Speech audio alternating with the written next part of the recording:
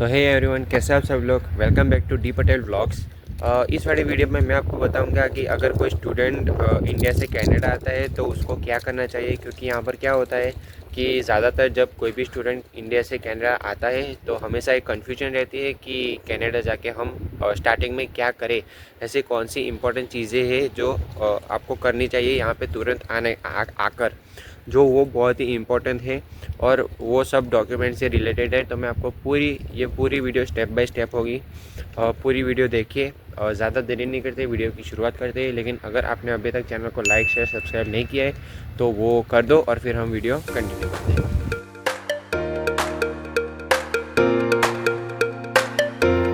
तो गाइस, इस वीडियो की हम शुरुआत करें उससे पहले मैं वापस से कॉलेज में जाना चाहूँगा, क्योंकि यहाँ पर थोड़ी बहुत ठंडी आज बहुत है और मैं सिर्फ हुडी पहन के आया हूँ तो थोड़ी ठंड लगती है। तो हम कॉलेज में जाके बात करते हैं। अभी मैं कॉलेज के पार्किंग एरिया में खड़ा हूँ, आपको पीछे दिखाई देगा होगा। हाँ तो गाइस, अभी मैं क्लास में आ गया हूँ। तो अब आगे बात करते हैं कि अगर कोई भी स्टूडेंट इंडिया से कनाडा आता है तो उसको क्या करना चाहिए, वो कौन सी इम्पोर्टेंट चीज़ें वो उसको ध्यान में रखनी चाहिए। तो गाइस, हम शुरू करते हैं। लेकिन शुरू करने से पहले मैं आपको हमारा क्लास दिखा देता हूँ। तो गाइस, ये है हमारा क्लास।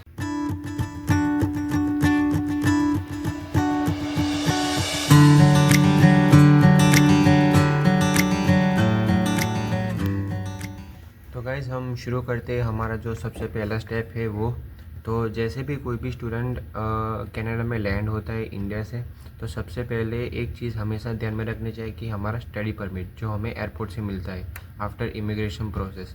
तो गाइज़, ये जो स्टडी परमिट है वो बहुत ही इंपॉर्टेंट चीज़ है, क्योंकि हमारी जो कनाडा में स्टडी है, हमारी कॉलेज या यूनिवर्सिटी जो भी है, तो अगर हमारे पास स्टडी परमिट नहीं है तो हम वहाँ पे नहीं पढ़ाई कर सकते।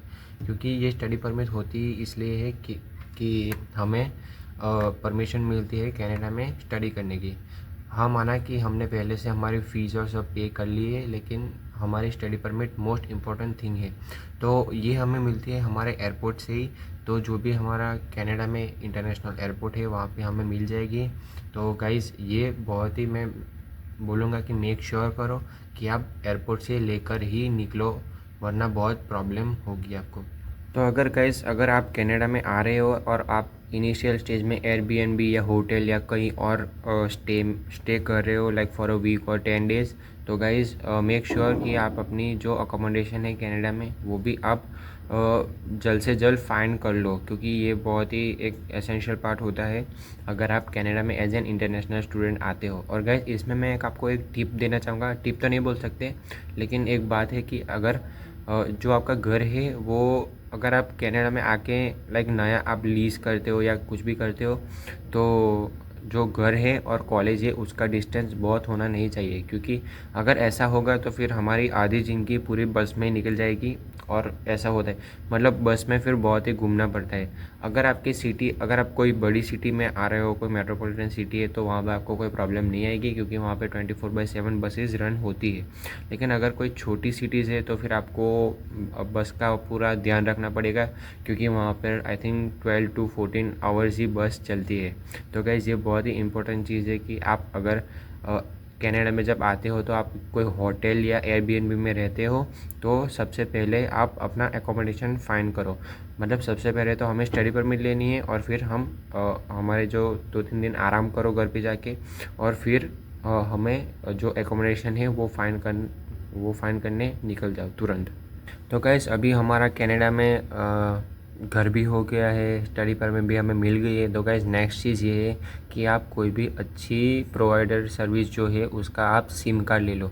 SIM card guys, SIM card तो सबको पता ही है कितना इम्पोर्टेंट है। हमें लोगों से कनेक्टेड रहना पड़ता है यहाँ पे, और हमें लोगों से बातचीत करनी है। सिम कार्ड भी एक बहुत ही इम्पोर्टेंट चीज़ है, तो मैं आपको बोलूँगा कि सिम कार्ड भी ले लेना। फिर गाइस, जैसे ही आप अपना सिम कार्ड लेते हो तो फिर आप चले जाओ अपने बैंक में। मतलब कौन से बैंक में, कि जिस बैंक में आपने इंडिया से अपनी जीआईसी है वो ट्रांसफ़र की है, तो वो बैंक में चले जाओ और आपकी जीआईसी एक्टिवेट करवाओ। अब उसके लिए क्या होगा कि अगर आप कोई छोटी सिटी में आ रहे हो तो आप डायरेक्ट बैंक में जा सकते हो, लाइक वॉक इन। लेकिन अगर आप कोई बड़ी सिटी में आ रहे हो तो आपको वहाँ पे अपॉइंटमेंट बुक करवानी पड़ेगी। तो आपकी जो भी बैंक है, जो भी आपका जो भी नज़दीक का जो ब्रांच है, उसमें आप अपॉइंटमेंट बुक करो और फिर उस बैंक में चले जाओ और आपकी जो जीआईसी है वो एक्टिवेट करवा लो, क्योंकि ये एक बहुत ही इम्पोर्टेंट चीज़ है जीआईसी। तो ये देख लो। और वहाँ पे बहुत सारी स्कीम चलेगी, बहुत सारे स्टूडेंट बेनिफिट भी होते हैं। तो गाइस ये भी आप देख लो वहाँ पे, क्योंकि इससे क्या होता है कि हमें कुछ जब इनिशियल स्टेज में हम आते हैं तो हमें जॉब नहीं मिलती है उतनी जल्दी, और इस करंट सिचुएशन में तो उतनी जल्दी जॉब नहीं मिलती है। तो गाइज़ जीआईसी एक बहुत ही इम्पोर्टेंट चीज़ है।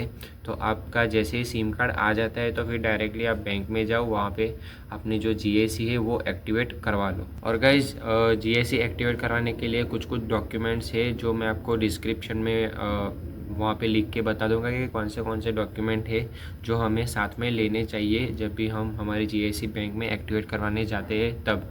तो गाइज़ हाँ, तो हमारा फोर्थ स्टेप ये है कि हम बैंक में जाके हमारा जो जीआईसी है वो एक्टिवेट करवाना है। तो गाइस जैसे ही हमारी जीआईसी एक्टिवेट होती है कनाडा में, जिस भी बैंक में हमने अकाउंट खुलवाया है उस बैंक में, तो उसके बाद हम डायरेक्ट जाएंगे सिन नंबर लेने। अब सिन नंबर क्या है, वो है सोशल इंश्योरेंस नंबर।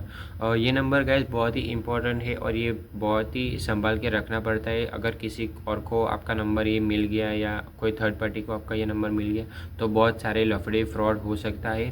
तो गाइस ये एक बहुत ही इम्पोर्टेंट नंबर है। लाइक हमारा इंडिया में जैसे आधार कार्ड और सब होता है इम्पोर्टेंट डॉक्यूमेंट्स, तो ये भी one of the most important document है आपका कनाडा का। तो सिन नंबर है वो जॉब पर्सपेक्टिव से बहुत ही इम्पोर्टेंट चीज़ है और हमारी कनाडा की वन ऑफ द आइडेंटिटी है जो हमारे पास होना ही चाहिए, कुछ भी हो जाए। और सिन नंबर कैसे ले सकते हैं, वो हम ऑनलाइन भी अप्लाई कर सकते हैं। और यहाँ पे सर्विस कनाडा नाम की एक जगह होती है, तो हमें वहाँ पर जाना है, हमारा सब स्टडी परमिट और सब पासपोर्ट और सब लेकर, डॉक्यूमेंट्स लेकर, और वहाँ पे जाके हमें सिन नंबर लेना है। गाइस मैं बोलूँगा कि अगर हो सकता है तो आप वॉक इन में ही जाओ, मतलब आप फिज़िकली जाके सर्विस कनाडा में आपका सिन नंबर ले लो, क्योंकि वहाँ पे बहुत टाइम नहीं लगता है। मैं भी गया था, मैं 1.5-2 घंटे में मुझे मेरा सिन नंबर मिल गया था। और अगर आप ऑनलाइन अप्लाई करते हो तो आपको जो सिन नंबर है वो आने में थोड़ा टाइम लग जाता है। और गाइज़ इसमें एक और चीज़ है कि अगर आप कनाडा आ रहे हो तो अभी ऐसा है कि ये जो सिन नंबर है वो आप एयरपोर्ट से भी ले सकते हो।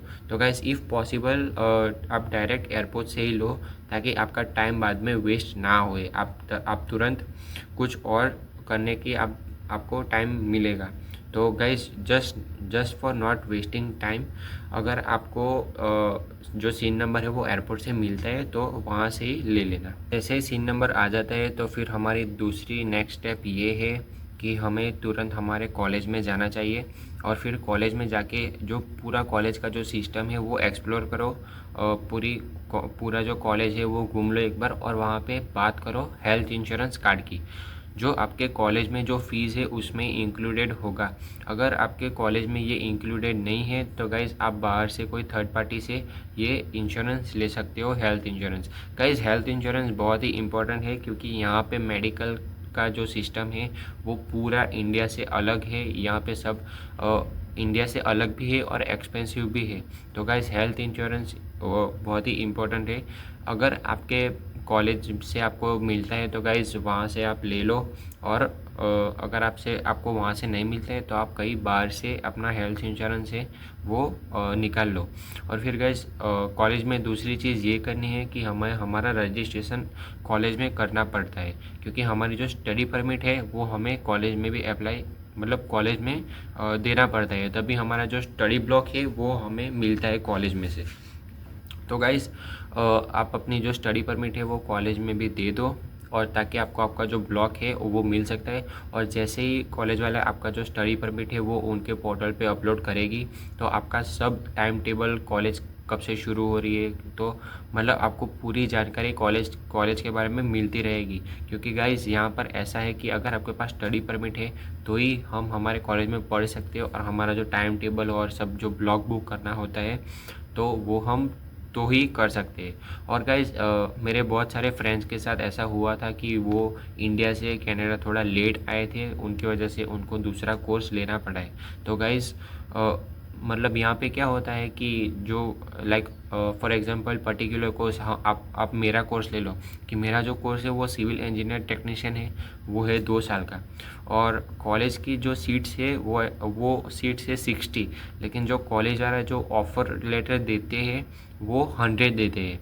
तो उसमें ऐसा होता है कि जो पहले 60 है उनको सीट मिल जाएगी, लेकिन जो दूसरे लोग आते हैं उनका क्या, तो उन लोगों को वो ऐसा बोलते हैं कि अभी सीट्स फुल हो गए हैं और आप अपना कोर्स चेंज कर लो। ये सब लफड़े में पढ़ने से अच्छा कि आप थोड़े इंडिया से जल्दी आ जाओ। ये है कॉलेज का मोस्ट इम्पॉर्टेंट पार्ट। तो ये भी हमें मेक श्योर करना पड़ेगा कि कॉलेज में आप ये सब देख लो। और गाइस यहाँ पर आने के बाद हमें सब चीज़ हमारे खुद से ही करनी पड़ेगी। ऐसा नहीं है कि कोई हमारा हाथ पकड़ के ले जाएगा कि आओ ये करते। हमें खुद से ही पूरा एक्सप्लोर करना पड़ेगा और हमें सब देखना पड़ेगा। और गाइस हमें स्टार्टिंग में प्रॉब्लम होती है सब देखने के लिए, लेकिन हम जैसे ही लोगों को पूछेंगे, अगर आपको पता नहीं चल रहा है कुछ तो लोगों से पूछो, लोगों से बात करो। लोगों से बात करने से हमें खुद को पता चलेगा कि यहाँ पर कैसा सिस्टम है। तो गाइस एक और इम्पोर्टेंट चीज़ है कि अगर आप नए इंडिया से आ रहे हो तो आपका जो सिटी है उसका ट्रांसपोर्टेशन सिस्टम जो है वो एक बार देख लो। क्योंकि ऐसा तो है नहीं कि आप जैसे ही आओगे तो गाड़ी में घूमने लग जाओगे, आप खुद की गाड़ी ले लोगे, ऐसा तो कुछ है नहीं। तो पहले तो हमें सिर्फ बस में, और हमें जो मतलब प्राइवेट राइड से उसमें ही जाना पड़ेगा। और राइड से अच्छा तो बस ही ऑप्शन है, क्योंकि हमें जो बस पास है वो भी हमें कॉलेज से ही मिलता है, वो सब हमारे कॉलेज फ़ीस में इंक्लूडेड होता है। तो आप जो ट्रांसपोर्टेशन सिस्टम है वो भी एक पूरी तरह से आप देख लो अगर आप कनाडा में आ रहे हो। नेक्स्ट मैं आपको बताऊंगा कि हमें थोड़ी बहुत शॉपिंग करनी पड़ेगी अगर हम कनाडा में नए आ रहे हैं, क्योंकि ऐसा तो है नहीं कि हम सब चीज़ इंडिया से ही लेकर आ रहे हैं। तो गाइज़ हम जैसे ही कनाडा में आते हैं तो हमें हमारा खुद का जो मैट्रेस, बेड, ब्लैंकेट या पिलो वो सब है, तो गाइज़ उसकी एक बार पूरी शॉपिंग कर लो। और मैं गाइज़ बोलूँगा कि अगर आप मैट्रेस ले रहे हो तो आप अगर आपको कोई यूज़ करने को दे रहा है तो ठीक है, वरना अगर आप फिर ले रहे हो तो फिर गाइज़ न्यू मैट्रेस ही लेना। क्योंकि यहाँ पर बहुत सारी जगह पर ऐसा है कि लोग अपनी जो पुराने मैट्रेस है वो फेसबुक मार्केट प्लेस पे और सभी OLX पे सब जगह पर वो बेचने रख देते हैं। और ज़्यादातर स्टूडेंट्स क्या करते हैं कि थोड़े पैसे बचाने के मामले में तो वो जो मैट्रेस है वो वहाँ से ख़रीदते। अब हमें नहीं पता होता कि वो मैट्रेस क्या हुआ, कैसे यूज़ हुई है, उसमें बेड बग्स है या नहीं है।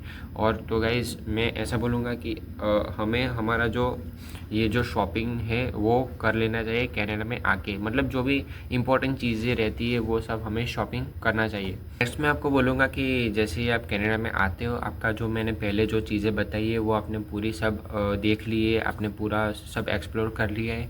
तो गाइज़ नेक्स्ट हमारा आ जाता है college orientation. Guys college orientation एक बहुत ही इम्पोर्टेंट चीज़ है, क्योंकि ये हमें अटेंड करना ही है, क्योंकि उसमें हमें और इन्फॉर्मेशन मिलेगी हमारे कॉलेज रिलेटेड। तो हमारे कॉलेज से हमें क्या बेनिफिट्स है, हम क्या पढ़ेंगे, हमारे मतलब कौन सी कंट्री से हमारे कॉलेज में सब लोग आते हैं, कैसे सब डिफरेंट कल्चर्स आपको एक्सप्लोर करने मिलेंगे वहाँ पे। और वहाँ पे बहुत सारे परफॉर्मेंस और सब होता है। तो गाइज़ मैं एक बार बोलूँगा कि कॉलेज ओरिएंटेशन है वो बहुत ही इंपॉर्टेंट चीज़ है, क्योंकि वहाँ पे बहुत ही इंफॉर्मेशन मिलती है। हमारे कॉलेज के डीन है, प्रिंसिपल्स है, वो सब लोग वहाँ पे आते हैं और हमें वहाँ पे मतलब वो लोग बताते हैं कि कौन से डिपार्टमेंट में कौन सा जो फैकल्टी ही मेंबर है। एक दो चीज़ें और है जो हमें ध्यान रखना चाहिए। तो उसमें से पहली चीज़ ये है कि हमारे जो सिटी है, अब जिस सिटी में आ रहे हो उस सिटी का अलग अलग इमरजेंसी नंबर्स हो गए, फायर फाइटर्स के हो गए या पुलिस नंबर्स हो गए। तो ऐसे जो इम्पोर्टेंट नंबर्स है वो आप एक बार देख लो, आप लर्न बाय हार्ट कर दो, क्योंकि अगर कोई भी इमरजेंसी आ गई तो आप फटाफट से वो नंबर पे कॉल कर सकते हो। तो गाइज़ ये एक बहुत ही इम्पोर्टेंट चीज़ है कि आप जिस भी सिटी में आ रहे हो उस सिटी के जो इमरजेंसी नंबर्स है वो आपको पता होना चाहिए। तो गाइज़ बस ये वाली वीडियो में इतना ही था, और आई होप कि ये वाली वीडियो जो है आपके लिए बहुत ही हेल्पफुल होगी। अगर आपके लिए बहुत हेल्पफुल है तो कमेंट में ये इमोजी लिख दो, और उससे हमें क्या होता है कि उससे मुझे मोटिवेशन मिलता है। अगर आपके माइंड में कुछ थॉट्स है या कुछ आपको क्वेश्चन है तो वो भी कमेंट कर दो, मैं आपको कमेंट में उसका जो पूरा आंसर है वो आपको बात करूँगा। अगर आप मुझे रीच आउट करना चाहते हो तो डिस्क्रिप्शन में मैंने मेरा मेल आईडी दिया है, वहाँ पे मुझे मेल करो अगर आपको मेरे साथ पर्सनली बात करनी है। और गाइज़ आई होप कि ये वीडियो आपके लिए बहुत ही हेल्पफुल होती है। तो गाइज़ अगर आपको ये वाली वीडियो अच्छी लगी है तो फटाफट से चैनल को लाइक शेयर सब्सक्राइब करना मत भूलना।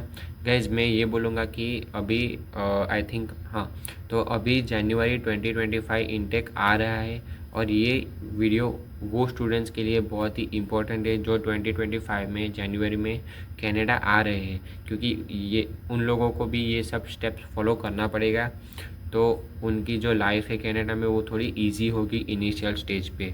तो गाइज़ ये वीडियो ज़्यादा से ज़्यादा शेयर करो। तो गाइज़ मिलते हैं अगली वीडियो में, तब तक के लिए goodbye and stay healthy.